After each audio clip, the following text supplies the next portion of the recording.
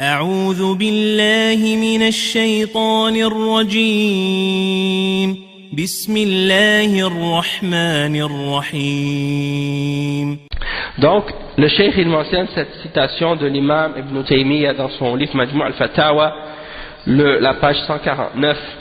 Il dit, le volume 4 à la page 149, il n'y a aucun blâme pour celui qui montre la voie des salafs, ou bien qui dit appartenir à la voie des salafs, ou bien qui se dit salafi. Il n'y a aucun blâme pour ça, parce qu'il y a des gens maintenant à notre époque, ils essaient de remettre en question l'appellation salafi.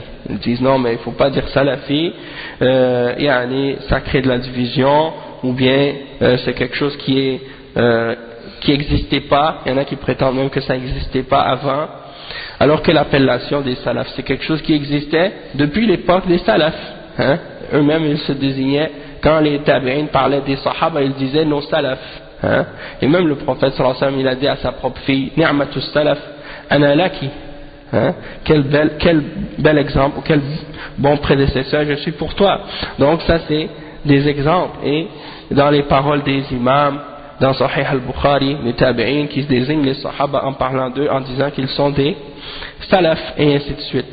Et le fait de se dire salafi, il n'y a rien de contraire à l'islam là-dedans, sur le plan linguistique, puisque c'est quelque chose qui est permis, comme on dit qu'on est sunni lorsqu'on suit la sunna. Est-ce que quelqu'un va dire que de se dire sunni c'est quelque chose d'incorrect? Donc de se dire salafi, c'est la même chose. C'est un synonyme. Ça veut dire exactement la même chose, et c'est quelque chose qui est ordonné par Allah. Allah nous ordonne dans le Coran de suivre les salafs. Allah subhanahu wa ta'ala il dit وَالسَّابِقُونَ الْأَوَّلُونَ مِنَ الْمُهَاجِرِينَ وَالْأَنصَارِ وَالَّذِينَ اتَّبَعُوهُم بِإِحْسَانٍ رَضِيَ اللَّهُ عَنْهُمْ وَرَضُوا عَنْهُ.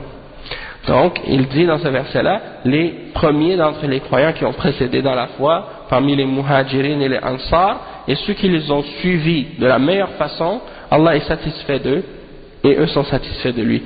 Donc, qui les ont suivis de la meilleure façon. Donc, Allah subhanahu wa ta'ala, il dit à leur sujet qu'il les a agréés et qu'il est satisfait d'eux. Ça, c'est un ordre de les suivre. Sans parler des autres versets qui prouvent ça aussi. Et lorsque le prophète sallallahu alayhi wa sallam dit, فَعَلَيْكُمْ بِسُنَّتِي وَبِسُنَّةِ الْخُلَفَاءِ الرَّاشِدِينَ الْمَهْدِيِّينَ مِنْ بَعْدِي. Ça, c'est un ordre de les suivre. Et également lorsqu'il dit, en parlant du groupe sauvé, ma ana alayhi al-yawm wa ashabi, ce que je suis moi-même aujourd'hui et mes compagnons. Ça c'est aussi un ordre de les suivre. Donc celui qui a quelque chose contre le fait d'être salafi, il a quelque chose contre la sunna. Il a quelque chose contre la sunna qui nous ordonne de suivre les salafs. Et comme je disais, le fait de se dire salafi, c'est quelque chose qui signifie que tu te réfères à eux et que tu suis leur voie et leur compréhension de l'islam. Ça ne veut pas dire comme certains parfois qui essaient de ridiculiser les salafis en disant que ils pensent que ça veut dire qu'on veut vivre comme si on était à l'époque du prophète sallallahu alayhi wa sallam, c'est-à-dire de rejeter toute la modernité et les moyens technologiques qui ont été inventés à notre époque, comme si on devait vivre sans utiliser l'électricité, sans utiliser les voitures ou des choses de ce genre. Et ça c'est ridicule, puisqu'il n'y a rien dans le fait d'utiliser ces moyens modernes qui contredit le Coran et la Sunna. Nous on parle de suivre les salafs, c'est-à-dire de rejeter ce qui est en opposition avec la Sunna dans les adorations et dans les questions de ibadat et de aqidah. Donc ça n'a rien à voir avec le fait d'utiliser des moyens techniques ou modernes pour les affaires de la dunya. Du moment que c'est halal, on a le droit, puisque c'est des choses qui sont mubah. Et en ce qui concerne le fait que certaines personnes qui ramènent l'objection que il y a des gens qui se disent salafis mais qu'ils ne respectent pas le bon exemple de nos salafs. Il y en a qui disent ça, par exemple, ils disent ouais mais il y a plein de salafis, ils se disent salafis mais quand on regarde leur comportement, ils n'ont pas un bon comportement, ou ainsi de suite, ils n'agissent pas comme le khuluq des salafs. Ou bien certaines personnes qui se prétendent salafis mais ils contredisent la salafia sur certains points, on retrouve souvent ce genre d'objections de la part des hizbiyin ou des takfiriyin en particulier, des sururiya, qui essaient d'éloigner les gens d'utiliser cette appellation-là, hein, pour les rapprocher d'eux et les ramener vers justement qu'est-ce qui contredit la voie des salafs, parce que souvent c'est des gens qui opposent les salafs. Hein? Donc ils ne veulent pas entendre ce nom-là et cette appellation. Alors, l'important de comprendre, c'est que quand on se dit salafi et qu'on ne respecte pas les exemples, c'est comme qu'est-ce que le cheikh de l'islam Ibn Taymiyyah il a dit dans cette parole justement. Et je vais vous traduire qu'est-ce qu'il dit, comme ça vous allez voir, en même temps ça répond à ces gens-là. Hein? Le cheikh il dit que toute personne qui s'apparente au salaf et qui dit qu'il est salafi, c'est obligatoire pour nous de l'accepter de sa part, selon l'accord de tous les ulama, bil ittifaq. Il dit parce que la voie des salafs ne peut être que la vérité. Et là, c'est là qu'il clarifie.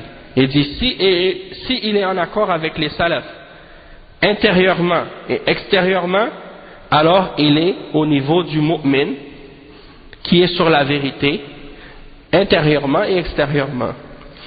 Mais s'il est d'accord avec eux seulement dans l'apparence et non à l'intérieur, alors il est comparable au munafiq. Il est comparable au munafiq. Donc on accepte son apparence et qu'est-ce qu'il a à l'intérieur, on le laisse à Allah subhanahu wa ta'ala, c'est Allah qui va le juger pour ça, parce que personne, Allah ne nous a pas ordonné de faire des trous dans les cœurs des gens, ou trouer les cœurs des gens pour voir qu'est-ce qu'il y a dedans, ou bien d'ouvrir leur ventre pour voir est-ce qu'ils sont sincères ou non. C'est pas notre rôle, c'est pas notre devoir. Nous on se base sur les paroles et les actions extérieures et apparentes. Si c'est en accord avec le Coran et la Sunna, on l'accepte. Si c'est en contradiction, on dit à la personne tu as contredit. Et c'est comme ça, hein? Et on donne la nasiha et ainsi de suite.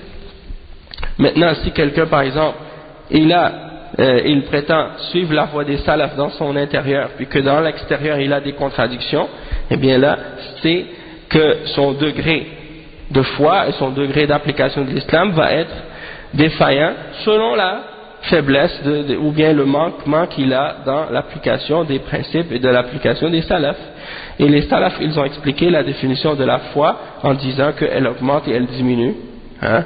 Et donc plus quelqu'un s'accroche à l'islam intérieurement et extérieurement, plus sa foi est grande, et plus il s'accroche à la salafiyya, donc plus sa foi augmente. Donc c'est sûr que si tu es salafi, ça ne veut pas dire que tu es parfait. Il y en a qui pensent que si tu dis que tu es salafi, ça veut dire que tu es parfait à 100%. Non, ça ne veut pas dire ça, mais ça veut dire que tu t'écartes des innovations et tu t'accroches au fondement de l'islam et tu essaies d'être le meilleur possible.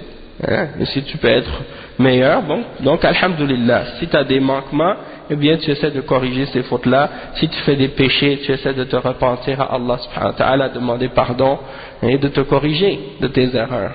Et Allah subhanahu wa ta'ala, il pardonne les péchés. Donc ça c'est important. Ensuite, en même temps, c'est important aussi, si on se dit salafite, il faut comprendre en même temps qu'on a une certaine responsabilité, qu'on représente quelque chose. Donc il faut essayer de donner une bonne image, dans le sens qu'on applique nos principes. Qu'est-ce qu'on prêche, on essaie de l'appliquer le plus possible. Dans la mesure du possible, pour donner le bon exemple et pour pas se contredire soi-même. Donc on demande à Allah subhanahu wa ta'ala de nous aider là-dedans.